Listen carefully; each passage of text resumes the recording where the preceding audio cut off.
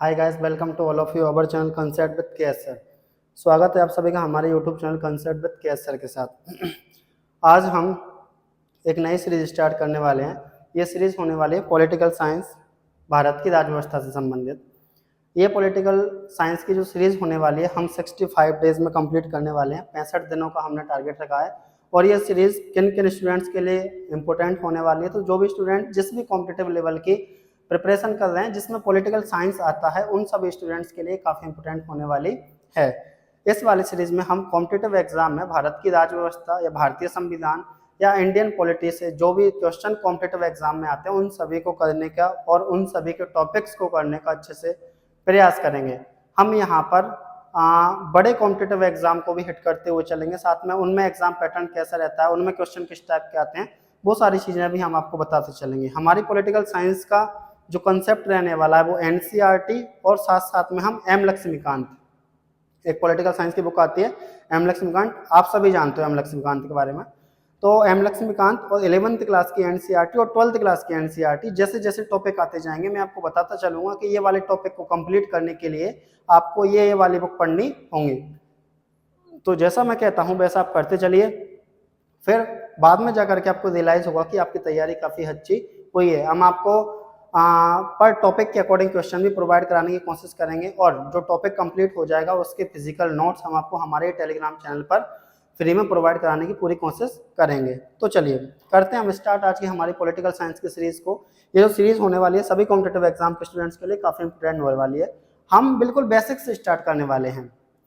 हम ऐसा बिल्कुल नहीं है कि स्टार्टिंग से आते ही फंडामेंटल राइट, मौलिक अधिकार या नीति निर्देशित तत्व ये सब कुछ पढ़ दिए, नहीं। हम सबसे पहले स्टार्ट करेंगे कि भाई हमारे जो कॉम्पिटिटिव एग्जाम में क्वेश्चन आते हैं वो आते हैं भारतीय संविधान से। तो सबसे पहले संविधान क्या होता है, संविधान को कितने भागों में बांटा जा सकता है, संविधान के फीचर्स क्या हैं, संविधान की विशेषता क्या है, वो सारी चीज़ें हम यहाँ से स्टार्ट करने वाले हैं। हाँ, एक विशेष सूचना आप सभी के लिए, ये क्लासें हिंदी मीडियम और इंग्लिश मीडियम दोनों प्रकार के स्टूडेंट्स के लिए होने वाली हैं। आपको कंटेंट हिंदी में और इंग्लिश में दोनों में मिलने वाला है। हाँ, क्लासों का जो एक्सप्लेनेशन होगा वो हम हिंदी में ही देने वाले हैं, समझाएंगे हम हिंदी में, बट कंटेंट आपको इंग्लिश और हिंदी दोनों में मिल जाएगा। ठीक है, तो करते हैं हम स्टार्ट। सबसे पहले हम जान लेते हैं कि संविधान, पहले आपको पता होना चाहिए कि संविधान या कॉन्स्टिट्यूशन क्या होता है। हम इसमें कौन कौन से क्वेश्चंस के बारे में देखने वाले हैं। सबसे पहले हम जानेंगे क्या होता है संविधान, उसके बाद हम जानने वाले हैं संविधान क्यों जरूरी है, किसी भी देश के लिए, किसी भी कंट्री के लिए कॉन्स्टिट्यूशन क्यों जरूरी है भाई, क्यों चाहिए। उसके बाद हम जानेंगे भाई विशेषताएं क्या हैं, फीचर्स क्या हैं, विशेषताएं जानने वाले हैं। ठीक है, उसके बाद हम जानेंगे भाई कि कितने आर्टिकल हैं, कितने अनुच्छेद हैं, ठीक है, कितने भाग हैं, कितनी अनुसूचियां हैं, वो सब हम जानने वाले हैं। उसके बाद हम जानेंगे कि भाई बनाया किसने, कब बनाया, वो सारी चीज़ें हम देखने वाले हैं। तो सबसे पहले अगर मैं आपसे बात करना चाहूँ, जितने भी स्टूडेंट्स हैं और जितने भी फ्रेंड्स जो भी क्लासेस देख रहे हैं यूट्यूब पर और ऑफलाइन में जो भी बैठे हुए उन सभी से सबसे पहले मैं आपको बताना चाहूँगा कॉन्स्टिट्यूशन, संविधान क्या है। देखो स्टूडेंट, संविधान स्टार्ट करने से पहले जब हमारे सर ने हमको संविधान पढ़ाया था तो एक शायरी के साथ स्टार्ट किया था।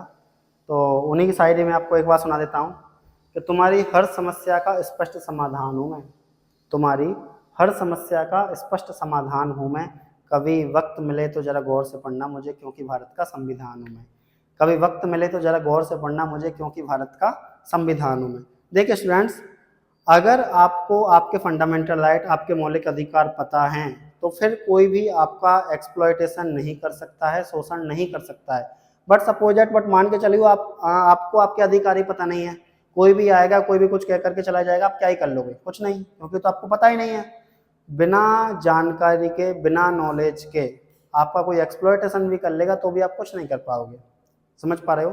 तो उस वजह से आपको संविधान पढ़ना ही चाहिए, चाहे आप साइंस स्ट्रीम से हो, चाहे आप कॉमर्स स्ट्रीम से हो, आप आर्ट्स स्ट्रीम से हो, किसी भी स्ट्रीम से हो, फिर भी आपको आपके फंडामेंटल राइट, आपके मौलिक अधिकार, आपकी फंडामेंटल ड्यूटीज, आपके कुछ कर्तव्य भी हैं, वो सब कुछ आपको पता होना चाहिए ताकि आप आने वाली जनरेशन को भी बता सको, प्लस आप अपने जीवन को भी अच्छे से और बेहतर बना सको। ठीक है, तो सबसे पहले संविधान क्या होता है। देखिए स्टूडेंट्स, क्या सिंपल बात कि संविधान क्या है, एक दस्तावेज है। एक क्या है, संविधान क्या है? एक दस्तावेज, एक डॉक्यूमेंट, एक बुक है संविधान। अपन मैं आपको बिल्कुल आसानी से सिंपल भाषा में, सरल भाषा में समझाने का प्रयास करता हूँ। संविधान एक प्रकार की किताब है, एक प्रकार का दस्तावेज है। इस किताब में क्या है? बहुत सारे नियम, बहुत सारे उपबंध लिखे हुए हैं जो देश की शासन व्यवस्था को चलाने में मददगार ये साबित होते हैं या देश की शासन व्यवस्था को चलाने में हेल्प करते हैं। तो हम सब कह सकते हैं कि भाई संविधान क्या है? एक बुक है। इस बुक में या इस दस्तावेज में बहुत सारे नियम, बहुत सारे उपबंध, रूल्स एंड रेगुलेशंस लिखे हुए हैं और ये रूल्स एंड रेगुलेशंस क्या करते हैं? हमारे देश की शासन व्यवस्था को चलाने में हेल्प करते हैं, मदद करते हैं। यहाँ तक कंप्लीट है बच्चों। तो अभी सबसे पहले आपने जाना कि भाई संविधान क्या होता है। समझ गए कि भाई एक किताब है, एक दस्तावेज है जिसमें देश की शासन व्यवस्था को चलाने के लिए बहुत सारे नियम और उपबंध, रूल्स एंड रेगुलेशंस लिखे हुए हैं। अब देखिए, अगर आगे बात करें कि भाई संविधान क्यों चाहिए, क्यों जरूरी है भैया, हमको डॉक्यूमेंट बनाना ही क्यों है? सिंपल बात, संविधान क्यों चाहिए? ताकि देश की शासन व्यवस्था अच्छे से चल सके। देखिए, जितना आज पूरी दुनिया में 3 देश ऐसे हैं बच्चों जिनका संविधान दुनिया का सबसे सफल संविधान कहा जाता है। 3 देश हैं दुनिया में, पूरी दुनिया में, जिनका संविधान दुनिया का सबसे सफल संविधान माना जाता है। पहला अपन मानते हैं अमेरिका, एक मानते हैं अपन भारत, ठीक है। तो पहला अमेरिका, दूसरा भारत, और एक और देश का नाम आपको कमेंट बॉक्स में बताना है, मैं नहीं बताने वाला हूँ। तो जो एक और कौन सी कंट्री है जिसका संविधान पूरी दुनिया में सबसे ज्यादा सफल संविधान के तौर पर देखा जाता है, मतलब पूरी दुनिया में 3 ही ऐसी कंट्री हैं, 3 ही ऐसे देश हैं बच्चों जिनका संविधान सबसे ज्यादा सफल संविधान के रूप में देखा जाता है या माना जाता है। 2 के नाम मैंने आपको बता दिए, यूएसए, अमेरिका, और एक कौन सा है? भारत। एक और कौन सा देश है जिसका संविधान दुनिया के सबसे 3 सफल संविधानों में से एक माना जाता है? उसके बारे में आप कमेंट बॉक्स में कमेंट करके बताइएगा। चलिए, तो समझ गए कि भाई संविधान क्यों चाहिए? ताकि लोगों के बीच में क्या हो? कोऑर्डिनेशन बना रहे, सहयोग बना रहे, बंधुता बनी रहे, भाईचारा बना रहे, समानता बनी रहे, किसी के साथ एक्सप्लॉयटेशन ना हो, किसी के साथ बोल सकते हैं अपन कि भाई किसी के साथ गलत नहीं होना चाहिए, किसी के साथ भेदभाव ना हो, डिस्क्रिमिनेशन ना हो। तो जब आप मौलिक अधिकार पढ़ोगे तो भाई मौलिक अधिकारों की रक्षा कब होगी? संविधान होगा जब। समझ पा रहे हो? तो किसी के साथ, सभी के साथ समानता बनी रहे, इसके लिए संविधान चाहिए। किसी के साथ शोषण ना हो, इसके लिए संविधान चाहिए, ठीक है।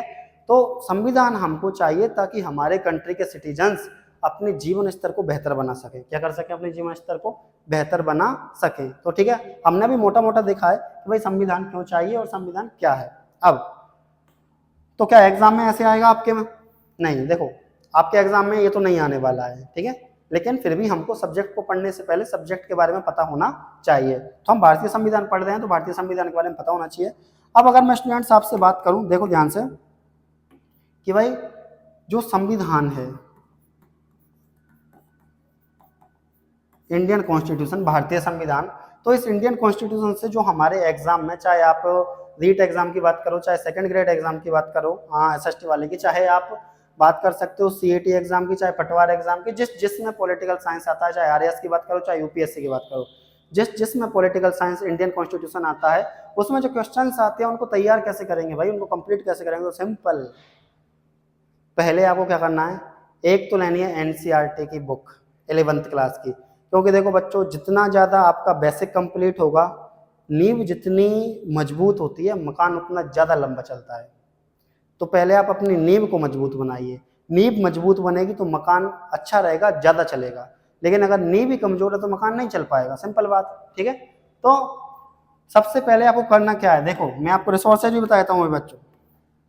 इंडियन कॉन्स्टिट्यूशन को कंप्लीट करने के लिए सबसे पहले क्लास 11th की क्लास, आप चाहे हिंदी मीडियम के हो चाहे इंग्लिश मीडियम के हो, इंग्लिश मीडियम वाले इंग्लिश मीडियम की खरीदेंगे, हिंदी मीडियम वाले हिंदी मीडियम की, क्लास 11th की भारतीय संविधान की एक बुक, भारतीय संविधान की जो बुक आती है फर्स्ट वाली, वो वाली लेनी है एक तो आपको, ठीक है।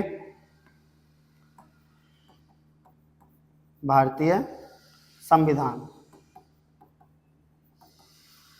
और आज हम जो पढ़ने वाले हैं, और एक ले लेना आप एम लक्ष्मीकांत, ठीक है, एम लक्ष्मीकांत की बुक ले लेना, बुक आती है आपको पता है एम लक्ष्मीकांत की। यूपीएससी वाले स्टूडेंट ज़्यादा पढ़ते हैं, यूपीएससी आरएएस वाले स्टूडेंट उसको, पर आप भी खरीद लेना, काम आएगी काफ़ी, अगर ले सकते हो तो, वरना आप पीडीएफ वगैरह डाउनलोड कर लेना, जैसा भी आप चाहो, आप नहीं भी खरीदते हो तो भी कोई दिक्कत नहीं है। बस मेरा सजेशन है आपको कि आप इन दोनों बुकों का सहारा लेकर के चलोगे तो फिर क्या है, आप नदिया के उस पार आराम से निकल जाओगे पॉलिटिकल साइंस में तो, ठीक है। लेकिन आपने कहा, आप सोचोगे नहीं सर हमको तो नहीं लेने, हमको तो पैसे खर्च नहीं करने, तो मत करिए, मत लीजिए, ठीक है, चॉइस आपकी है। बाकी आप मेरे अकॉर्डिंग दोनों आपको थोड़ा थोड़ा पढ़नी है, ठीक है। मैं आपको चैप्टर बताता चलूंगा कौन सा चैप्टर कब पढ़ना है आपको। तो देखो, तो ये दोनों ले लेना, एक तो एम लक्ष्मीकांत और एक कौन सी ले लोगे, 11th क्लास की पहले जो पार्ट है भारतीय संविधान करके बुक है, ठीक है। कॉन्स्टिट्यूशन करके एक बुक है हमारा संविधान, उसको ले लेना। आगे देखो, अगर मैं आपसे बात करूं कि आज हम क्या पढ़ने वाले हैं, तो आज हम पढ़ने वाले हैं संविधान क्या, संविधान क्यों, संविधान कैसे, संविधान की विशेषताएं क्या है, वो सारी चीजें आज हम पढ़ने वाले हैं। तो आज की क्लास को समझने के लिए, सुनना ध्यान से स्टूडेंट्स, आज की क्लास को समझने के लिए 11th क्लास की NCERT का चैप्टर नंबर 1 जिसका नाम है संविधान क्यों और कैसे, जिसका नाम क्या है, संविधान क्यों और कैसे, एक तो ये वाला चैप्टर पढ़ लेना है। आज की क्लास का बता रहा हूं मैं, आज की जो क्लास होने वाली है उसको समझने से पहले आप हमारा संविधान क्यों और कैसे 11th क्लास की NCERT फर्स्ट पार्ट का चैप्टर नंबर 1 ये पढ़ लेना है बच्चों, ठीक है। और एक एम लक्ष्मीकांत का चैप्टर नंबर 3, एम लक्ष्मीकांत का चैप्टर नंबर 3, चैप्टर नंबर 3 जिसमें किसके बारे में बताया गया है, चैप्टर नंबर 3 में संविधान की अवधारणा है, concept of constitution, concept of the constitution. तो जो कंसेप्ट ऑफ द कॉन्स्टिट्यूशन या संविधान की अवधारणा है वो भी आपको इसके साथ पढ़ना है। तो इन दोनों को जैसे ही आप कंप्लीट कर लोगे, एम लक्ष्मीकांत का चैप्टर नंबर कौन सा बच्चों, तो याद रखना है एम लक्ष्मीकांत का चैप्टर नंबर 3, नाम बोल रहा हूं मैं, नए एडिशन और पुराने एडिशन में अंतर हो सकता है। चैप्टर का नाम बोल रहा हूँ भारतीय संविधान की अवधारणा, लिख भी देता हूँ, भारतीय संविधान की अवधारणा है, concept of the Indian constitution, भारतीय संविधान की अवधारणा है, concept of the Indian constitution. और एक 11th क्लास के NCERT का चैप्टर नंबर 1 है, उसका नाम क्या है, संविधान क्यों और कैसे, क्या नाम है इसका, संविधान क्यों और कैसे, ठीक है।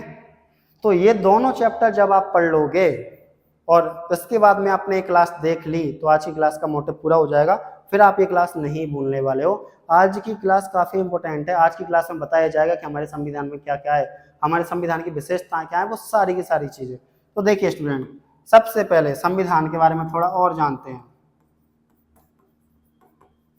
देखिए स्टूडेंट्स, हमारा जो संविधान है, हमारे संविधान को बनाया गया था, मतलब बनाना स्टार्ट किया था 1946 से, 1946 से इसको बनाना स्टार्ट किया और हमारा संविधान बनकर के कंप्लीट हो गया था 1949 को। एग्जैक्ट डेट अगर बात मैं आपको बताऊं तो याद रखना है 26 नवंबर 1949, क्या याद रखोगे, 26 नवंबर 1949 को हमारे देश का संविधान बन करके कंप्लीट हो गया था। अगर मैं बात करूं स्टूडेंट कि हमारा संविधान लागू कब हुआ था, तो याद रखना है हमारे देश का संविधान 26 जनवरी 1950 को लागू हुआ था। कब लागू हुआ था, 26 जनवरी 1950 को हमारा संविधान लागू हो गया था। आगे बात करिए स्टूडेंट्स, अगर बात करें हमारे संविधान को, जैसा मैंने बताया कि 1946 से बनाना स्टार्ट किया था, 1949 में बन करके कंप्लीट हुआ था। तो हमारे संविधान को बनने में कितना टाइम लगा, तो हमारे संविधान को बनने में 2 साल 11 महीने 18 दिन का समय लगा। कितना समय लगा स्टूडेंट्स, तो याद रखना है 2 वर्ष, 2 years 11 month 11 महीने 18 days 18 दिन, इतना समय हमारे संविधान को बनने में लगा है। अगर याद नहीं होता है तो अपना जन्मदिन मान लेना 2/11/18 को, क्या मान लेना बच्चों, अपना जन्मदिन मान लेना, बट आपको याद करना ही है, बट आपको क्या करना है बच्चों, याद रखना ही रखना है कि संविधान को बनने में कितना टाइम लगा। तो याद रखना है 2 साल 11 महीने 18 दिन, 2 साल 11 महीने 18 दिन संविधान को बनने में लगा है, इतना आपको याद रखना है। तो संविधान बच्चों बनाना स्टार्ट किया 1946 से, बनकर कंप्लीट हो गया था 1949 में। जब बनकर के कंप्लीट हुआ था तो बच्चों डेट थी 26 नवंबर 1949 पर, उस टाइम पर लागू किया नहीं गया था। और बच्चों जब लागू किया गया था उस टाइम पर डेट थी बच्चों 26 जनवरी 1950 को, और इसको बनने में टोटल कितना टाइम लगा बच्चों? 2 वर्ष 11 महीने 18 दिन। तो ये तो मैंने आपको जनरल बेसिक नॉलेज बताई है कि भाई संविधान कब बना और बनकर ये कब कंप्लीट हुआ, लागू कब हुआ। अब एक इंटरेस्टिंग सा क्वेश्चन जो कि आप बताने वाले हो कमेंट बॉक्स में, क्वेश्चन देखना बच्चों ध्यान से इधर। बिल्कुल क्वेश्चन ये है कि जब संविधान 1949 में बनकर के कंप्लीट हो गया था तो इसको 26 जनवरी 1950 को क्यों लागू किया गया? क्या रीजन था कि जब संविधान 1949 को बनकर के कंप्लीट हो गया तो इसको 1949 को ही लागू नहीं किया गया? क्या कारण था? क्या कारण था? देखो इधर कि जब संविधान 1949 को बनकर के कंप्लीट हो गया था, मैं एक बार फिर से कलर चेंज करके लिख देता हूँ। क्या कारण था कि जब संविधान 1949 को बनकर के कंप्लीट हो गया, 26 नवंबर 1949 को बनकर के कंप्लीट हो गया, तो इसको लागू नहीं किया गया, जबकि इसको लागू किया गया 26 जनवरी 1950 को? क्या कारण था? आप बताओगे कारण, और ये कारण आप बताओगे कमेंट बॉक्स में। कहाँ बताओगे बच्चों ये कारण? आप कमेंट बॉक्स में आप कारण बताओगे। ठीक है, मैं देखना चाहता हूँ कि सबसे पहले सही आंसर किस स्टूडेंट का आता है। चलिए आगे अगर अपन बात करें बच्चों तो ध्यान से देखना है आपको, भाई हमारा जो संविधान है, ध्यान से देखना स्टूडेंट्स, कि हमारा जो संविधान है, हमारे इस संविधान में ध्यान से देखना आप, हमारे इस संविधान का वर्गीकरण देख लेते हैं। तो हम देख लेते हैं संविधान का वर्गीकरण। क्या देख लेते हैं? संविधान का वर्गीकरण, क्लासिफिकेशन ऑफ द कॉन्स्टिट्यूशन। क्या देख लेते हैं हम? Classification of the constitution. Simple बात, संविधान को कितने भागों में बांटा गया है? ठीक है, इतना तो आप जानते हो। क्लासिफिकेशन ऑफ द कॉन्स्टिट्यूशन मतलब क्या है? संविधान को कितने भागों में बांटा गया है, ये सब आप जानते हो। देखो सिंपल बात, इसको अलग अलग आधार पर बांट सकते हैं। पहले मैं बता देता हूं आपको कि संविधान को हम बांट सकते हैं, एक तो कौन सा? लिखित, और एक अलिखित। लिखित संविधान मतलब रिटन कॉन्स्टिट्यूशन। लिखित संविधान मतलब बच्चों, लिखित संविधान मतलब सिंपल है कि किसकी बात कर रहा है? रिटन कॉन्स्टिट्यूशन की। अलिखित मतलब अनरिटन कॉन्स्टिट्यूशन की बात कर रहा है। तो लिखित संविधान मतलब सिंपल है, ऐसा संविधान जो डॉक्यूमेंट के फॉर्म में है। किसके फॉर्म में है बच्चों? जो डॉक्यूमेंट के फॉर्म में है उसी को बोलते हैं लिखित संविधान। मतलब जो दस्तावेज के रूप में है, जो एक बुक के रूप में है, उसको क्या बोलेंगे? लिखित संविधान। और आपको बता दूं बच्चों आपकी जानकारी के लिए, पूरी दुनिया का सबसे बड़ा लिखित कॉन्स्टिट्यूशन, पूरी दुनिया का सबसे बड़ा रिटन कॉन्स्टिट्यूशन जो है वो किस कंट्री का है बच्चों? तो वो है बच्चों हमारे प्यारे भारत देश का। किसका है बच्चों? हमारे भारत देश का। किसका है? भारत देश का। तो याद रखना है, पूरी दुनिया का जो सबसे बड़ा लिखित संविधान है, रिटन कॉन्स्टिट्यूशन है, वो किसका है बच्चों? वो है भारत देश का। किसका है? भारत देश का पूरी दुनिया में सबसे बड़ा लिखित संविधान है।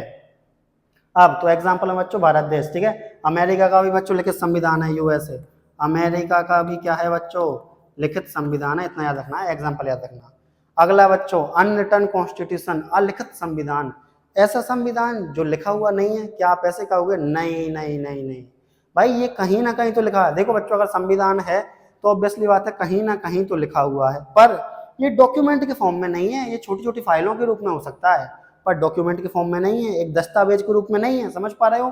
तो जब एक संविधान दस्तावेज के रूप में नहीं होता है, डॉक्यूमेंट के फॉर्म में नहीं होता है, तो उसी को हम क्या कहते हैं बच्चों? अलिखित संविधान कहा जाता है, अनरिटन कॉन्स्टिट्यूशन कहा जाता है। मतलब ऐसा कॉन्स्टिट्यूशन जो दस्तावेज के रूप में है, जो डॉक्यूमेंट के फॉर्म में है, उसे क्या कहेंगे? Written constitution. सिंपल बात। ऐसा कॉन्स्टिट्यूशन जो दस्तावेज के रूप में नहीं है, जो एक डॉक्यूमेंट के फॉर्म में नहीं है, उसे क्या कहेंगे बच्चों? तो उसको कहेंगे हम अलिखित संविधान। और अलिखित संविधान का एग्जाम्पल क्या होगा बच्चों? तो इसका एग्जाम्पल होगा ब्रिटेन का कॉन्स्टिट्यूशन। क्या होने वाला है? ब्रिटेन का संविधान, constitution of the Britain, unwritten constitution माना जाता है बच्चों। जो ब्रिटिश कॉन्स्टिट्यूशन है, कौन सा है? जो ब्रिटिश कॉन्स्टिट्यूशन है, तो बच्चों ब्रिटिश कॉन्स्टिट्यूशन को अनरिटन कॉन्स्टिट्यूशन या अलिखित संविधान के रूप में माना जाता है। तो एक तो हम संविधान को बांट सकते हैं, उसका वर्गीकरण कर सकते हैं लिखित और अलिखित, रिटन और अनरिटन के आधार पर। एक और तरीके से बांटा जा सकता है बच्चों, दोबारा देखो, क्लासिफिकेशन ऑफ कॉन्स्टिट्यूशन एक तरीके से और किया जा सकता है। वो तरीका कौन सा है, वो तरीका हम आपको बताते हैं। देखो, तो वो तरीका है बच्चों, अगर मैं बात करूं हिंदी में बिल्कुल बोलूं तो एक तो नम्य और अनम्य। अब नम्य और अनम्य समय में नहीं आ रहा हो तो लचीला और कठोर, ये समझ गए होंगे। और ये भी समझ में नहीं आ रहा हो तो फ्लेक्सिबल और रिजिड। क्या बोलेंगे, फ्लेक्सिबल और रिजिड, ठीक है। फ्लेक्सिबल मतलब लचीला, रिजिड मतलब कठोर। तो सिंपल बात है बच्चों कि हम संविधान को और तरीके से बांट सकते हैं, तो फ्लेक्सिबिलिटी के आधार पर और एक रिजिडनेस के आधार पर। तो सिंपल है बच्चों, नम्य संविधान या लचीला संविधान या फ्लेक्सिबल संविधान क्या होता है, तो ऐसा कॉन्स्टिट्यूशन, ऐसा संविधान जिसमें परिवर्तन करना, जिसमें क्या है बच्चों, परिवर्तन करना, या अपन बोल सकते हैं संशोधन करना, या क्या कह सकते हैं अपन कि जिसमें संशोधन आसान नियमों के साथ या आसान तरीके से या आसान नियमों या तरीकों से हो जाए। तो याद रखना बच्चों कि लचीला या फ्लेक्सिबल कॉन्स्टिट्यूशन कैसा है, ऐसा संविधान जिसमें संशोधन या जिसमें परिवर्तन आसान या साधारण नियमों से हो जाए, मतलब आसानी से हो जाए। इसी को क्या कहते हैं हम, इसी को बोलते हैं बच्चों हम लचीला या नम्य या फ्लेक्सिबल कॉन्स्टिट्यूशन, ठीक है। और एक अनम्य या कठोर या रिजिड। तो याद रखना बच्चों, ऐसा कॉन्स्टिट्यूशन, ऐसा संविधान जिसमें परिवर्तन या जिसमें संशोधन आसानी से ना हो, तो इसी को क्या कहेंगे बच्चों, हम कठोर संविधान या रिजिड कॉन्स्टिट्यूशन कहने वाले हैं। तो याद रखना है, अगर एग्जाम्पल आपसे कोई पूछ ले, अगर क्या पूछ ले एग्जाम्पल, तो याद रखना कठोर संविधान का एग्जाम्पल मतलब ऐसा संविधान जिसमें परिवर्तन आसानी से नहीं किया जा सकता, ऐसा संविधान जिसमें अमेंडमेंट, जिसमें संशोधन आसानी से नहीं किया जा सकता, वो कौन से देश का है बच्चों, यूएसए। किसका है बच्चों, यूएसए का जो संविधान है, अमेरिका का जो संविधान है बच्चों, वो एक रिजिड कॉन्स्टिट्यूशन है, उसमें संशोधन आसानी से नहीं किया जा सकता। और एक और बात बता दूंगा बच्चों आपको, अमेरिका के संविधान में केवल 7 आर्टिकल हैं। केवल कितने आर्टिकल हैं बच्चों, केवल 7 आर्टिकल, केवल 7 अनुच्छेद हैं। और अगर बात करूं बच्चों फ्लेक्सिबल कॉन्स्टिट्यूशन, नम्य संविधान या लचीला संविधान किस देश का है, तो आपको याद रखना है बच्चों ब्रिटेन। किसका है, ब्रिटेन, ब्रिटिश कॉन्स्टिट्यूशन। तो जो ब्रिटिश कॉन्स्टिट्यूशन है वो क्या है बच्चों, वो एक लचीला या अपन बोल सकते हैं नम्य संविधान, या अपन बोल सकते हैं बच्चों एक फ्लेक्सिबल कॉन्स्टिट्यूशन माना जाता है ब्रिटिश कॉन्स्टिट्यूशन। क्या माना जाता है, फ्लेक्सिबल कॉन्स्टिट्यूशन माना जाता है। और अगर बच्चों आप मेरे से पूछो कि भाई तो फिर हमारे इंडियन कॉन्स्टिट्यूशन का क्या है, तो हमारा जो भारतीय संविधान है बच्चों, हमारा भारतीय संविधान वो क्या है बच्चों, वो लचीला और कठोर इन दोनों का मिला जुला रूप है। हमारा जो भारतीय संविधान है ना बच्चों, तो हमारा भारतीय संविधान लचीला मतलब फ्लेक्सिबल, कठोर मतलब रिजिड, इन दोनों का मिला जुला रूप है हमारा भारतीय संविधान। हम बोल सकते हैं मध्यस्थ स्तर का, मॉडरेट लेवल का जो संविधान है वो कौन सा है बच्चों, हमारा भारतीय संविधान है। तो एक क्लासिफिकेशन हम ऐसे भी कर सकते हैं बच्चों, इतना याद रखना है, ठीक है। तो अभी हमने क्या देखा बच्चों, अभी हमने देखा है बच्चों सबसे पहले संविधान क्या था, वो सारी चीजें देखी, पर संविधान का वर्गीकरण देखा, ठीक है। द्वादरा पर हमने वर्गीकरण भी कर लिया है बच्चों। अब आगे की बात, यहाँ तक आपको समझ में आ गया होगा आसानी के साथ, काफी सिंपल चीजें चल रही हैं।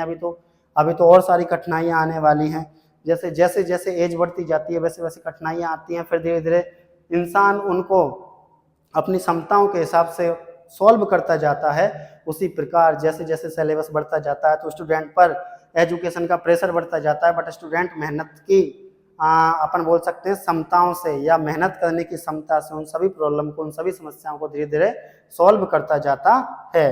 देखो बच्चों, अगर आगे हम बात करें, ये तो हमने वर्गीकरण पढ़ लिया बच्चों, अगर आगे हम बात करें, अब देख लेते हैं संविधान की विशेषताएं। क्या देख लेते हैं बच्चों, संविधान की विशेषताएं,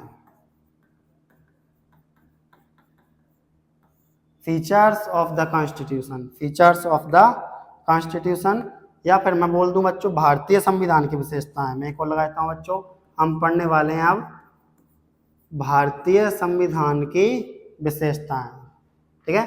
तो सबसे पहले हमने क्या जाना बच्चों, सबसे पहले हमने जाना संविधान क्या होता है, कब लागू हुआ, ठीक है, कितना टाइम लगा बनने में, वो सारी बातें हम जानी, बनने में कब स्टार्ट किया था, बनना कब स्टार्ट किया था। एक क्वेश्चन मैंने आपको दिया है, ये सॉल्व करना है बच्चों। उसके बाद हमने स्टार्ट किया भारतीय संविधान का वर्गीकरण, उसमें 2 आधारों पर लिखित और अलिखित। फिर से हमने वर्गीकरण किया फ्लेक्सिबल और रिजिड। अब हम जानने वाले हैं भारतीय संविधान की विशेषताएं, बिल्कुल डिटेल में पढ़ने वाले हैं बच्चों। आपको बस 11th क्लास की एनसीईआरटी का चैप्टर नंबर 1 और एम लक्ष्मीकांत का चैप्टर नंबर 3 याद रखना है, उसको पढ़ लेना है। मैं ये बिल्कुल नहीं कह रहा हूँ कि आपको वर्ड टू वर्ड याद हो, बट उसको पढ़ लेना है। एक बार पढ़ते ही आप सारी चीजें समझ जाओगे, बस एक बार पढ़ लो उसको। याद नहीं हो कोई दिक्कत नहीं है, हो कोई दिक्कत नहीं है, पर पढ़ लेना है, आपको भूलना नहीं है, बिल्कुल इग्नोर नहीं करना है, पढ़ लेना है। और इग्नोर करोगे तो आपकी चॉइस है बच्चों। देखो, अगर बात करें हम कंसेप्ट ऑफ द कॉन्स्टिट्यूशन, मैं आपको यहाँ एक एक करके सारी चीजें बताता चलूंगा। सबसे पहले जो हम देखने वाले हैं फीचर्स ऑफ द कॉन्स्टिट्यूशन, हमारा चैप्टर नंबर 3 है बच्चों। ये क्या है? Concept of the constitution. ये एम लक्ष्मीकांत का, कहाँ का? एम लक्ष्मीकांत का चैप्टर नंबर कौन सा है बच्चों? 3। ठीक है, मैं ये बात कर रहा हूँ, ये कौन से एडिशन की बात कर, एडिशन में अंतर हो सकता है, पर आप चैप्टर का नाम देख लेना। संविधान की अवधारणाएं, हिंदी में होगा संविधान की अवधारणाएं, इंग्लिश मीडियम वाले बच्चों के लिए होगा कंसेप्ट ऑफ द कॉन्स्टिट्यूशन। ठीक है, करते हैं बच्चों start. Features of the constitution, कि भाई संविधान की विशेषताएं, फीचर्स क्या हैं? सबसे पहला, सबसे लंबा लिखित संविधान। मैंने बताया है बच्चों आपको, सबसे पहला क्या है बच्चों? सबसे बड़ा लिखित संविधान। सबसे पहला फीचर है बच्चों कि भाई सबसे बड़ा लिखित संविधान। तो बच्चों अगर बात करें, सबसे बड़ा लिखित संविधान है किसका, किस देश का है बच्चों? तो हमारे भारत देश का है। किसका है बच्चों? हमारे भारत देश का सबसे बड़ा लिखित संविधान है पूरी दुनिया में, पूरे वर्ल्ड में। ठीक है बच्चों, तो देखो, जब हमारे संविधान को, मैं एक्स्ट्रा चीजें बता रहा हूँ बच्चों, आपको ध्यान रखना है। जब हमारे संविधान को 1949 में अपनाया गया था, क्या किया गया था बच्चों? मतलब बन गया, कंप्लीट हो गया। जब बन करके कंप्लीट हो गया तो हमारे संविधान में, याद रखना है बच्चों, तो हमारे संविधान में एक प्रस्तावना, मैं इधर लिख देता हूँ। जब हमारे संविधान को, देखना बच्चों इधर, मैं बात कर रहा हूँ 1949 की। ठीक है बच्चों, 1950 को मान लेते हैं लागू हुआ था उस टाइम पर भी। भाई जब हमारा संविधान लागू हुआ था 1949 में बनकर कंप्लीट हुआ था, तब बच्चों एक प्रस्तावना, मतलब एक तो उद्देशिका थी। अब मैं बता रहा हूँ बच्चों क्या क्या था उस टाइम पर। एक प्रस्तावना बोलो या उद्देशिका बोलो, या आप बोल सकते हो प्रियम्बल। क्या बोल सकते हो? प्रियम्बल।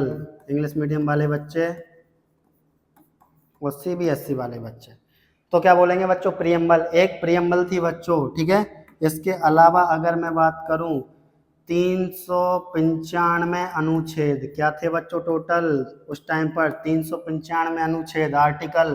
टोटल आर्टिकल कितने थे बच्चों उस टाइम पर? तो टोटल आर्टिकल जो थे बच्चों उस टाइम पर 395 थे। कितने थे? 395।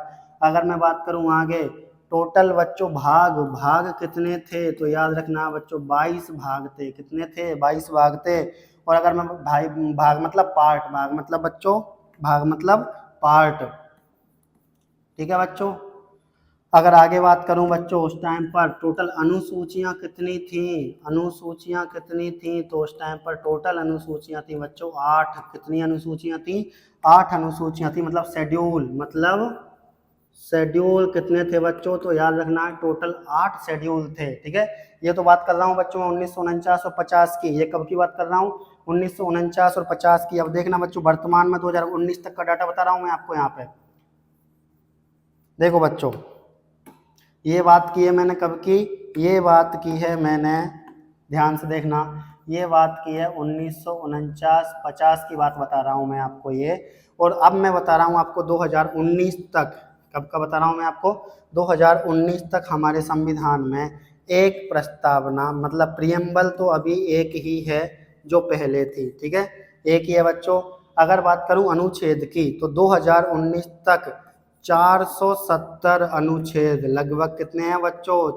टोटल आर्टिकल कितने हैं? लगभग मैं बता रहा हूँ 470 बच्चों। ठीक है, उसके अलावा अगर भाग की बात करूं, पार्ट की बात करूं, तो टोटल बच्चों 25। लेकिन अगर एग्जैक्ट भाग की बात करूं तो 22 ही हैं बच्चों, क्योंकि 25 भाग उपभाग बनाने के बाद हैं। लेकिन कभी क्वेश्चन आ जाए कि कितने भाग हैं, तो आपको 22 ही बताने हैं। 22 भाग हैं संविधान में, याद रखना है। पर 25 क्यों बता रहा हूं मैं? 25 इसलिए बता रहा हूँ कि 22 भागों में से 3 भागों के उपभाग बनाए गए हैं। ठीक है, जैसे आप लिखते हो ना आंसर नंबर पहला फिर इसका पहला, इस प्रकार से, समझ रहे हो। तो इसी प्रकार से बच्चों इनके उपभाग बनाए गए हैं, इसलिए भाग 25 बता रहा हूँ। लेकिन फिर भी कोई आपसे पूछे कि भारतीय संविधान में कितने भाग हैं, तो रियल जो भाग हैं बच्चों वो हमारे कितने हैं, 22 भाग हैं। इतना याद रखना, टोटल कितने हैं बच्चों, 22 भाग हैं। लेकिन अगर वो उपभागों के साथ पूछे तो याद रखना टोटल कितने हैं बच्चों, 25 हैं। कितने हैं, 25 पे। क्वेश्चन अगर पूछता है कि भाई जब संविधान बनाया गया है मूल संविधान में कितने आर्टिकल हैं, तो याद रखना है बच्चों टोटल कितने हैं, 395 पे बच्चों, 395 है। ठीक है, नेक्स्ट देखो बच्चों, अगर अनुसूचियों की बात करूं, शेड्यूल की बात करूं, अनुसूचियों की बात करूं बच्चों तो ध्यान से देखना है। अगर मैं बात करूं अनुसूचियों की, अगर मैं बात करूं अनुसूचियों की, शेड्यूलों की, तो वर्तमान में 2019 तक 12 अनुसूचियां हैं। कितनी हैं बच्चों, 12 अनुसूचियां हैं 2019 तक। तो याद रखना है बच्चों प्रस्तावना अभी भी एक ही है, अनुच्छेद 470 हैं, भाग उपभाग सहित 25 हैं, लेकिन रियल भाग 22 ही हैं बच्चों, और अनुसूचियां बढ़कर के 12 हो गई हैं। ठीक है, तो ये बताया है बच्चों, इतनी सारी चीजें हैं, जबकि अमेरिका के संविधान में केवल 7 आर्टिकल 7 अनुच्छेद हैं। इसलिए हम कहते हैं कि पूरी दुनिया का सबसे बड़ा संविधान हमारे भारत देश का है बच्चों, समझ पा रहे हो। तो ये सारी चीजें समझ गए। तो पहला वाला जो फीचर था बच्चों, पहला वाला जो फीचर था, पहली वाली विशेषता कि सबसे बड़ा संविधान, तो ये समझ पा रहे हो आप, पूरी दुनिया का सबसे बड़ा संविधान है बच्चों। ठीक है, सेकंड वाला फीचर देखो बच्चों, फुल डिटेल में पढ़ेंगे बच्चों बिल्कुल। सम देखो, some provisions were taken from different sources, अलग अलग स्रोतों से कुछ प्रावधान बोला गया है बच्चों। देखो कि हमने हमारे संविधान में, सेकंड फीचर बता रहा हूं बच्चों, ध्यान से सुनना है कि हमारे संविधान में अलग अलग स्रोतों से प्रावधान लिए गए हैं, प्रावधान लिए गए हैं। कुछ लोग कहते हैं कि भाई भारतीय संविधान तो उधार का लिया हुआ संविधान है। क्या आपको लगता है हमारा संविधान उधार का लिया हुआ संविधान है? मजाक लगा रखा है क्या? हमारा संविधान उधार का लिया हुआ संविधान नहीं है बच्चों। हमारा जो संविधान है, हमने श्रीमान डॉक्टर बी.आर. अम्बेडकर जी ने कहा था बच्चों कि पूरी दुनिया के संविधानों को छानने के बाद में भारत का संविधान तैयार किया गया है।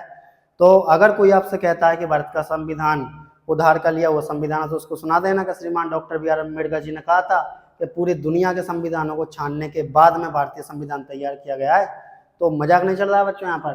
तो याद रखना है कि भाई जो हमारे संविधान में हमने अलग अलग स्रोतों से प्रावधान तो लिए हैं, लेकिन आप ये नहीं कह सकते हो कि भारतीय संविधान उधार का संविधान है। और देखो बच्चों, अब हमने जो अलग अलग स्रोतों से, या अब अलग अलग स्रोतों का मतलब क्या है बच्चों, दो स्रोत बता देता हूँ बच्चों। एक तो हमने भारत शासन अधिनियम, याद रखना है बच्चों, भारत शासन अधिनियम 1935, एक तो बच्चों यहाँ से प्रोविजन लिए हैं हमने हमारे संविधान में। और दूसरा प्रोविजन क्या, मतलब दूसरा स्रोत क्या है बच्चों, तो दूसरा जो स्रोत है बच्चों वो अलग अलग देशों के संविधान को पढ़ करके, अलग अलग देशों के संविधान को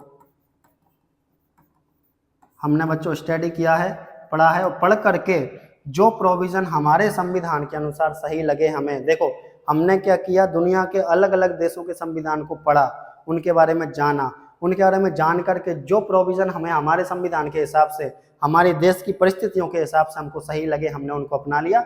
इसमें बुराई क्या है, पहले हमने सीखा है, पहले हमने समझा है, पहले हमने जाना है, उसके बाद में अपनाया है।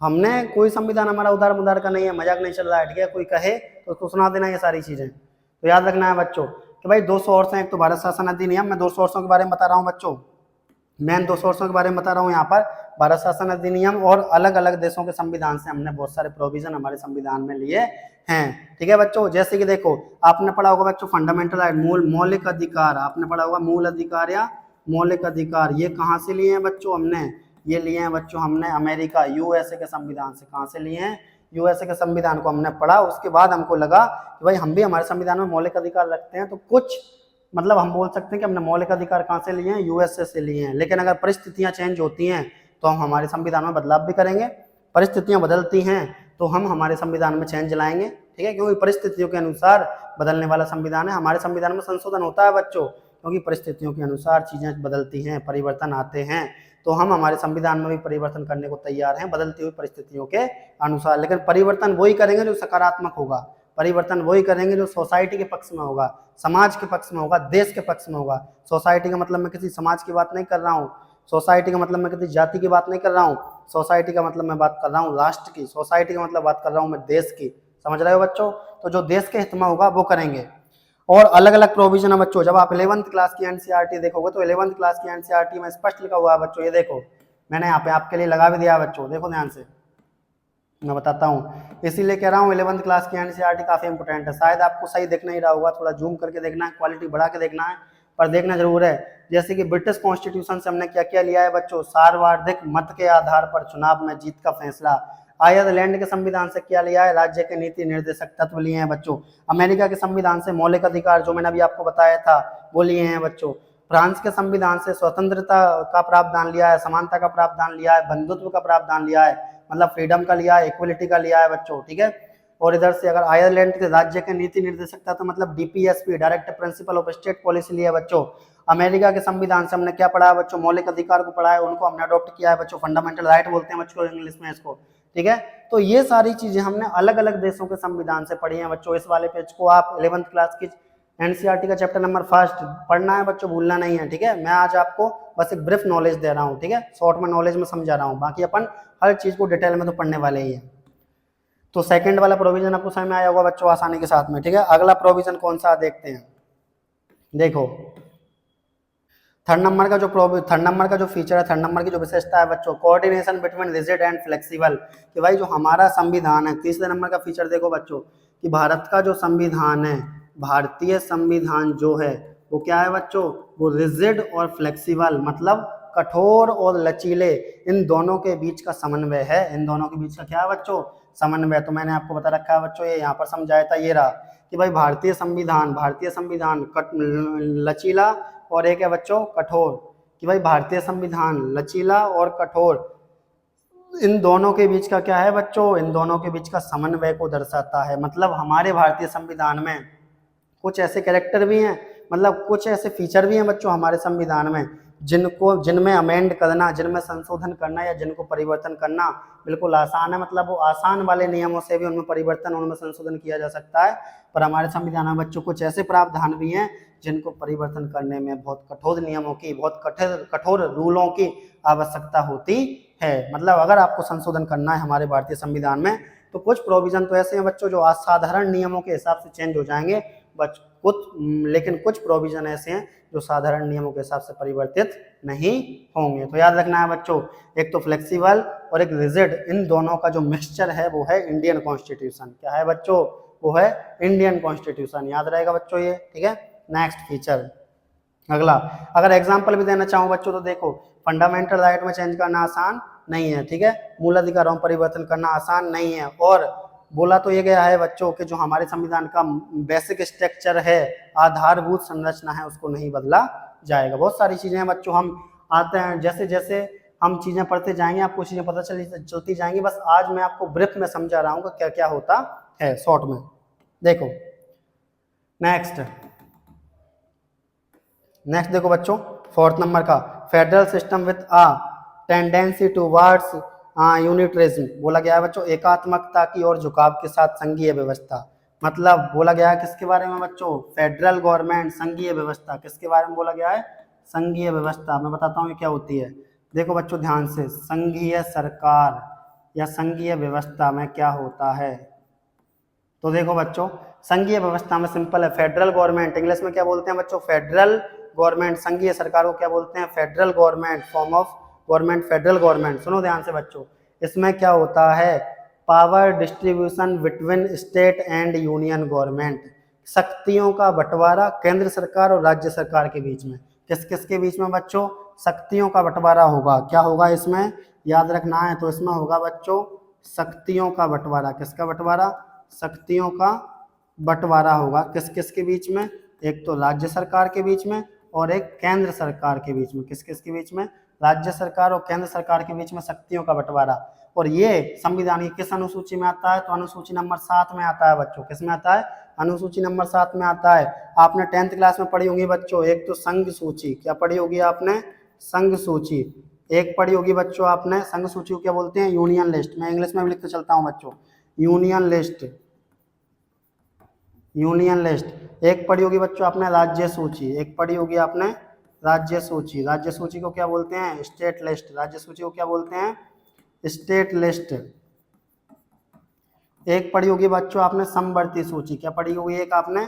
समवर्ती सूची। समवर्ती सूची को क्या बोलते हैं बच्चों? तो समवर्ती सूची को बोलते हैं कॉनकरेंट लिस्ट। क्या बोलते हैं? कॉनकरेंट। एक मिनट,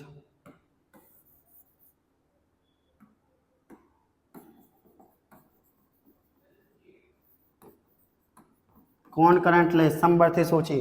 तो ये आपने 10th क्लास में पढ़ी होंगी बच्चों, ठीक है।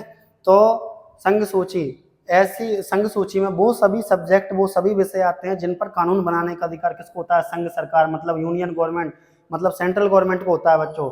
राज्य सूची में वो सभी सब्जेक्ट आते हैं जिन पर कानून बनाने का अधिकार राज्य सरकार को होता है। समवर्ती सूची में वो सभी सब्जेक्ट आते हैं जिन पर कानून बनाने का अधिकार राज्य सरकार और केंद्र सरकार दोनों को होता है। पर अगर कभी विवाद हो जाता है सब्जेक्ट को लेकर के, पर अगर कभी कॉन्फ्लिक्ट हो जाता है, डिस्प्यूट हो जाता है सब्जेक्ट पर कानून बनाने को लेकर के, तो केंद्र सरकार को ज्यादा प्रायोरिटी, ज्यादा वरीयता दी जाएगी, याद रखना है। तो जो बच्चों समवर्ती सूची है, ध्यान से देखो बच्चों, जो समवर्ती सूची है, इस समवर्ती सूची पर केंद्र सरकार और राज्य सरकार, मतलब हम बोल सकते हैं सेंट्रल गवर्नमेंट और स्टेट गवर्नमेंट, दोनों कानून बना सकती हैं। अगर इन दोनों के बीच में कोई विवाद होता है तो सेंट्रल गवर्नमेंट को वरीयता दी जाएगी, ये याद रखना। तो ये समझ गए बच्चों, federal form of government, Indian constitution की विशेषता है बच्चों, संघीय सरकार। अगला फीचर देखो बच्चों,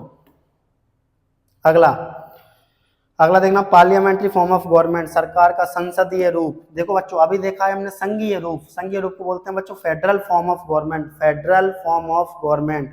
अब बता रहा हूं बच्चों मैं आपको सरकार का संसदीय रूप। अब क्या बता रहा हूं मैं आपको? सरकार का संसदीय रूप, पार्लियामेंट्री फॉर्म।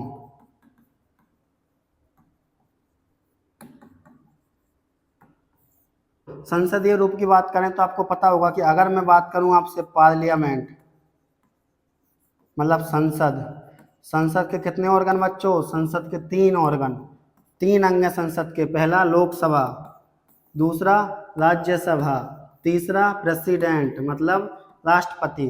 तो याद रखना है बच्चों, संसद के 3 ऑर्गन हैं, राज्यसभा, लोकसभा, राज्यसभा, प्रेसिडेंट। जब भी कोई प्रावधान, याद रखना है बच्चों, ध्यान से देखो इधर, जब भी कोई प्रावधान कानून में चेंज होता है, एक्ट में चेंज होता है, तो दोनों में से किसी भी एक हाउस में जाता है। मान के चलिए बच्चों, एग्जाम्पल के लिए कोई भी एक प्रावधान ले लेते हैं कि बच्चों के लिए ये नया कानून पास करना है, मान के चलो किसी भी प्रकार का, तो फिर क्या होगा? पहले वो कानून चाहे इस हाउस में जाए, चाहे इस हाउस में जाए, किसी भी एक हाउस में जाएगा। मान लो पहले वो कानून लोकसभा में गया, लोकसभा से फिर वो राज्यसभा में जाएगा, राज्यसभा से फिर वो प्रेसिडेंट के पास आएगा, प्रेसिडेंट साहब उस पर साइन करेंगे, उसके बाद वो एक्ट में या कानून में बदल जाएगा। समझ पा रहे हो? प्रोसेस इधर बता देता हूँ बच्चों, प्रोसेस इधर बता देता हूँ कि सबसे पहले कोई भी प्रावधान, देखना है बच्चों ध्यान से, सबसे पहले कोई भी प्रावधान कहाँ जाएगा? मान लो लोकसभा में गया, लोकसभा से पास हुआ, राज्यसभा में गया, उसके बाद कहाँ जाएगा? प्रेसिडेंट साहब, राष्ट्रपति के पास जाएगा। ये राष्ट्रपति साहब साइन जैसे ही कर देंगे, ये प्रावधान अब किस में बदल जाएगा बच्चों? ये प्रावधान अब बदल जाएगा कानून में, एक्ट में, लॉ में। समझ पा रहे हो बच्चों? ये सारी चीजें इस प्रकार से कानून बनाए जाते हैं, हम डिटेल में और पढ़ने वाले हैं। नेक्स्ट देखो, अगला प्रावधान, तो ये वाला समझ में आ गया आपको? ये वाला मैंने आपको यहाँ पे स्पष्ट कर दिया है, ठीक है। ये है संसदीय, पार्लियामेंट्री फॉर्म ऑफ गवर्नमेंट, ये है फेडरल फॉर्म ऑफ गवर्नमेंट, संघीय रूप। नेक्स्ट देखना, अगला देखो बच्चों, अगर अगले की बात करें तो इंटीग्रेटेड एंड इंडिपेंडेंट जुडिशरी, ठीक है, कि भाई एकीकृत एवं स्वतंत्र न्यायपालिका। ध्यान से देखना बच्चों, एकीकृत, ये हटाता हूं मैं, एकीकृत एंड स्वतंत्र न्यायपालिका। देखो, एकीकृत और स्वतंत्र न्यायपालिका, एकीकृत एंड स्वतंत्र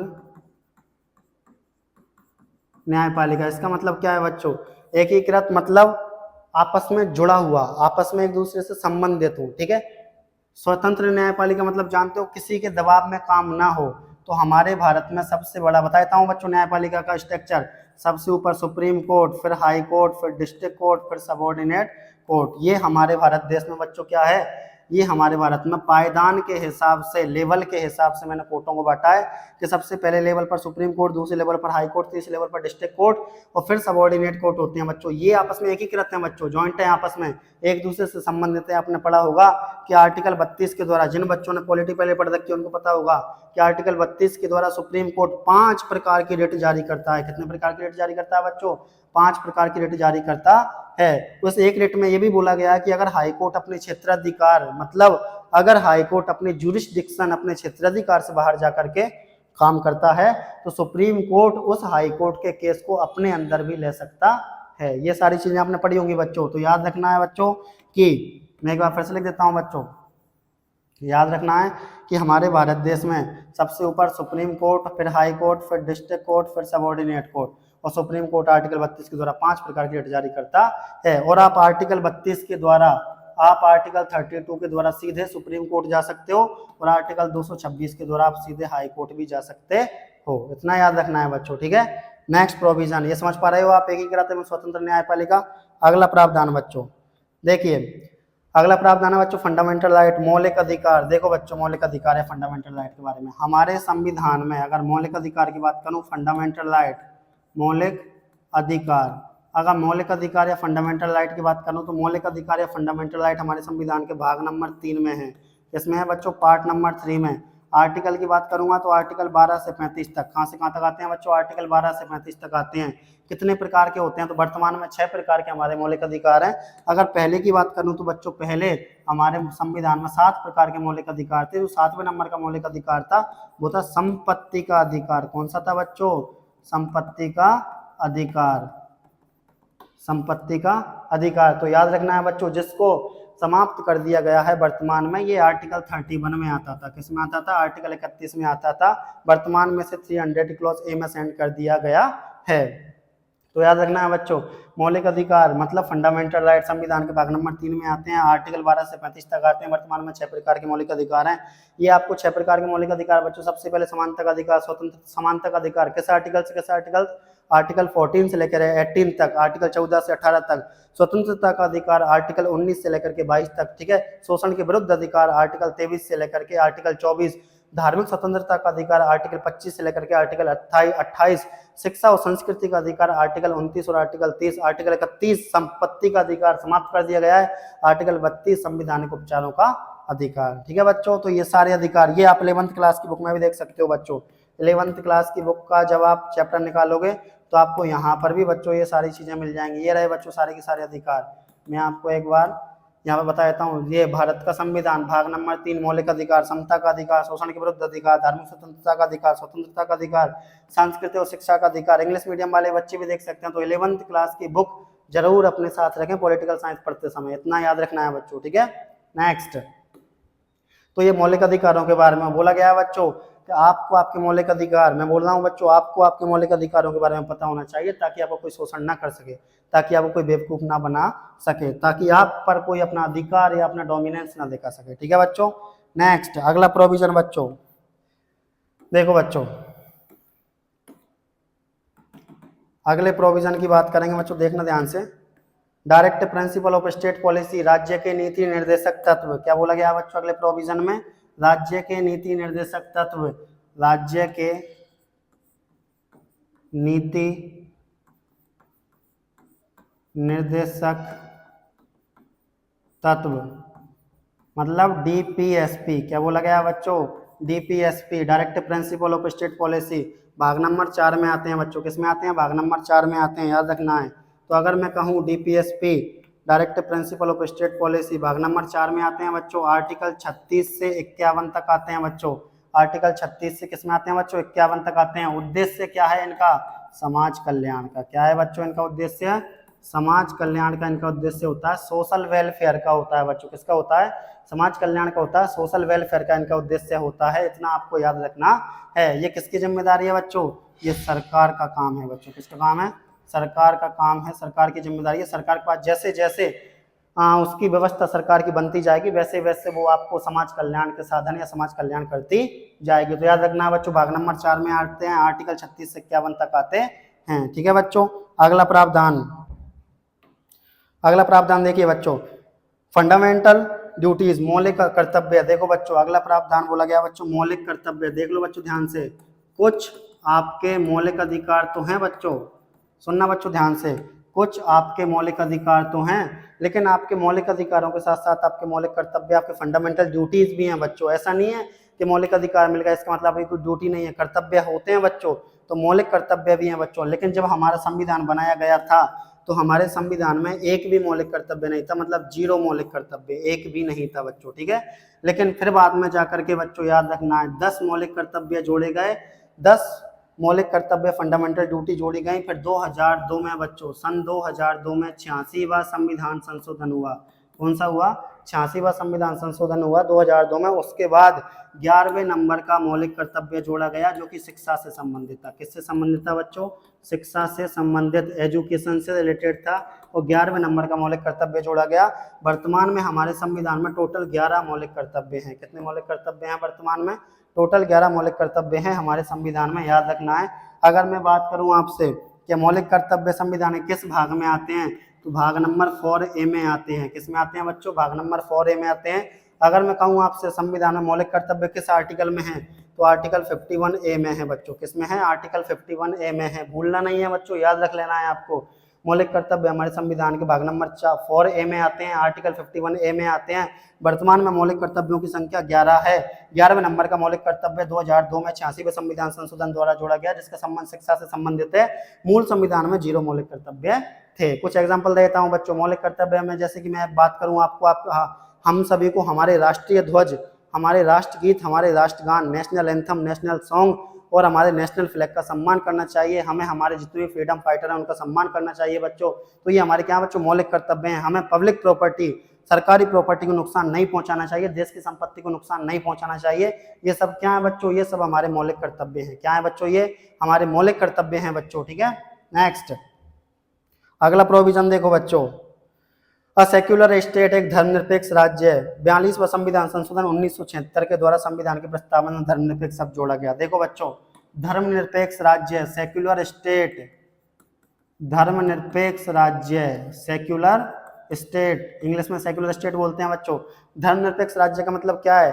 धर्मनिरपेक्ष राज्य का मतलब बच्चों की संविधान के अनुसार राज्य का कोई धर्म नहीं होगा। संविधान के अनुसार राज्य का कोई धर्म नहीं होने वाला है बच्चों। हिंदू, मुस्लिम, सिख, ईसाई, जैन कुछ नहीं होने वाला है बच्चों राज्य के अनुसार। ठीक है, राज्य का कहना है बच्चों कि हम सभी धर्मों का समान रूप से सम्मान करते हैं। हम सभी धर्मों का क्या करते हैं बच्चों?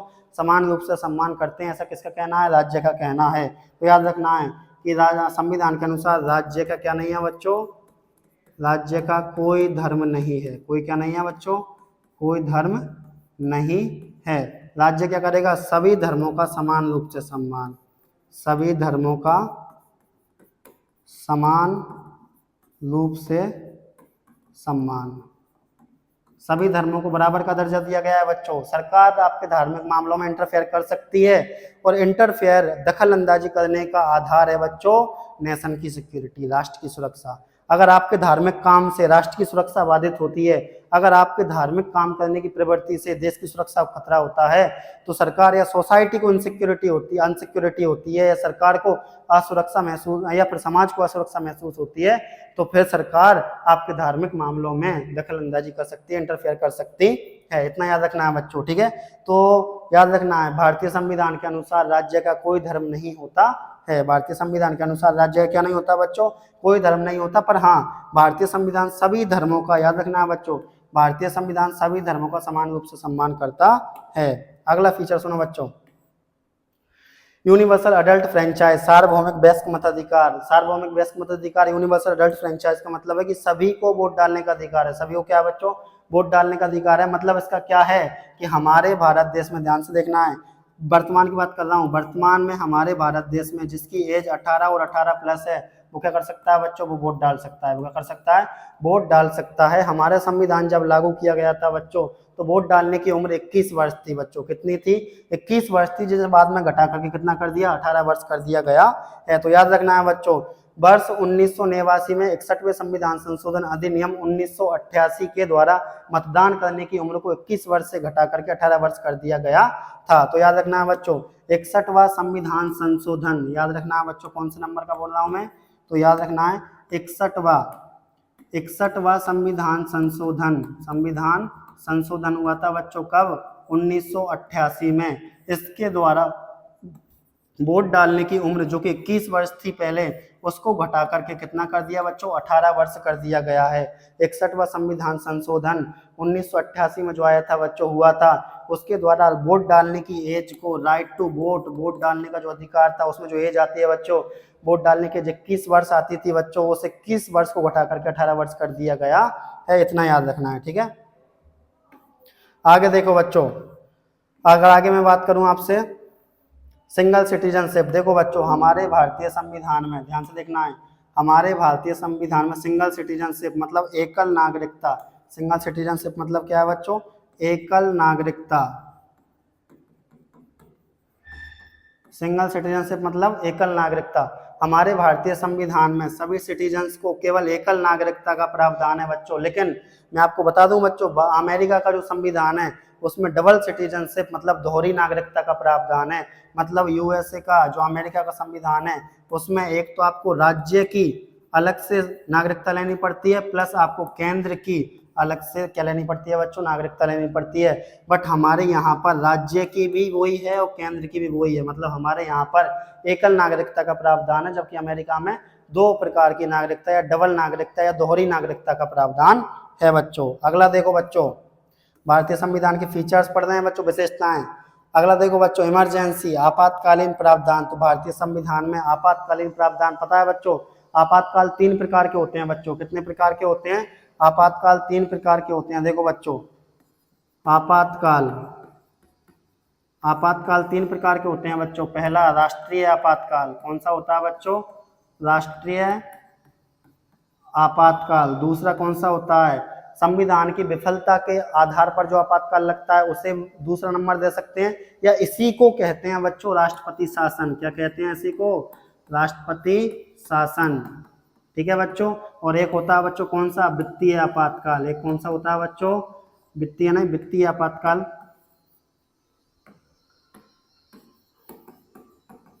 वित्तीय आपातकाल एक कौन सा होता है बच्चों, वित्तीय आपातकाल, ठीक है। अब मैं अगर इनके बारे में बात करूं बच्चों, ये क्या होते हैं तो मैं बताऊंगा बच्चों आपको ये क्या होते हैं जब हम पढ़ने वाले हैं। अभी बस इतना बता देता हूं, 352 नंबर के आर्टिकल में राष्ट्रीय आपातकाल, 356 नंबर के में राष्ट्रपति शासन और 360 नंबर के आर्टिकल में क्या आता है, वित्तीय आपातकाल आता है।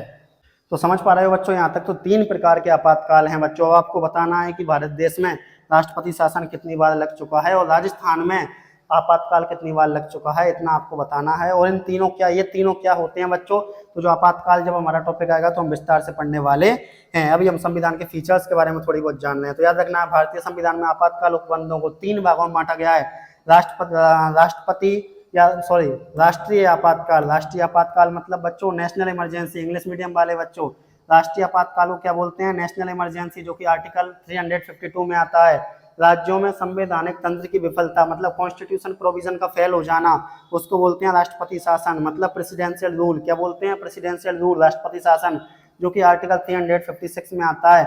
और फाइनेंशियल इमरजेंसी, वित्तीय आपातकाल, जो कि आर्टिकल 360 में आता है। तो 3 प्रकार के आर्टिकल हैं बच्चों, याद रखो 3 प्रकार के आर्टिकल, 352, 356, 360, 352, 356, 360। याद रखना है नेशनल इमरजेंसी, याद रखना है प्रेसिडेंशियल रूल, याद रखना है फाइनेंशियल इमरजेंसी, इंग्लिश मीडियम वाले बच्चे, ठीक है। आगे देखिए बच्चों, तो ये सारे के सारे प्रोविजन किसके हैं बच्चों, ये सारे के सारे प्रोविजन है हमारे संविधान के। तो आज हमने हमारी क्लास में, मैं समझ सकता हूँ कि मैंने क्लास थोड़ी जल्दी जल्दी समझाई, जल्दी जल्दी बताया, फिर भी बच्चों आपको समझ में आ गया होगा, जितनी मुझे उम्मीद है, जितना मैंने समझाया है मुझे लगता है कि आपको समझ में आया होगा। आज हमने संविधान क्या है, संविधान का क्लासिफिकेशन, संविधान को कितने भागों में बांटा जा सकता है, बांटा गया है, और हमने ये देखा बच्चों कि संविधान की विशेषताएं क्या होती हैं। विशेषताएं हमने फुल डिटेल में जानी है बच्चों, ठीक है। तो आज तो ये जो क्लास रही है बच्चों, आपको 11th क्लास का chapter number first Ram Laxmikanth अगर आपके पास नहीं है तो भी कोई दिक्कत नहीं है, पर 11th क्लास का चैप्टर नंबर फर्स्ट आपको जरूर पढ़ लेना है। बट 11th क्लास का चैप्टर नंबर फर्स्ट जरूर पढ़ लेना है। जिनके एग्जाम में क्वेश्चन कम आते हैं, पॉलिटिकल साइंस का वेटेज कम है, वो केवल क्लासेस देखें और 11th क्लास की एनसीईआरटी पढ़ लें बच्चों, जिसमें हो जाएगा। लेकिन जिनके एग्जाम में पॉलिटिकल साइंस का वेटेज बहुत ज्यादा है, मतलब पॉलिटिकल साइंस से क्वेश्चन बहुत ज्यादा आते हैं इंडियन कॉन्स्टिट्यूशन से, भारतीय संविधान से, तो फिर बच्चों आपको करना क्या है, तो फिर आपको 11th क्लास की एनसीईआरटी के साथ साथ क्लासें प्लस एम लक्ष्मीकांत की बुक एक बार देख लेनी है। ठीक है बच्चों, यहाँ तक। तो कैसी लगी आपको हमारी आज की ये क्लास, कमेंट बॉक्स में कमेंट करके जरूर बताएं। अगर इस क्लास में कोई मिस्टेक हुई है, कोई गलती हुई है मेरे से, तो उस गलती को कमेंट बॉक्स में कमेंट करके बताएं, ताकि आने वाली अगली क्लास में मैं अपनी मिस्टेक को ठीक कर सकूं, सुधार कर सकूं। एंड देखते रहिए, बने रहिए कॉन्सेप्ट विद केएस सर के साथ। क्लास को शेयर करें, लाइक करें एंड कमेंट करें और अपना फीडबैक जरूर दें। और ये क्लासें लगातार रेगुलर बेस पर आने वाली हैं और फ्री में आप इजीली नोट्स डाउनलोड कर सकते हो हमारे अपने टेलीग्राम चैनल से, जिसका लिंक हमने हमारे यूट्यूब चैनल पर भी डाल रखा है। और टेलीग्राम चैनल का नाम भी वही है, कॉन्सेप्ट विद के.एस सर। तो कैसी लगी आज की क्लास, कमेंट बॉक्स में कमेंट करें। बने रहिए, देखते रहिए कॉन्सेप्ट विद के.एस सर के साथ। थैंक यू, धन्यवाद, मिलते हैं अगली क्लास में। Thank you.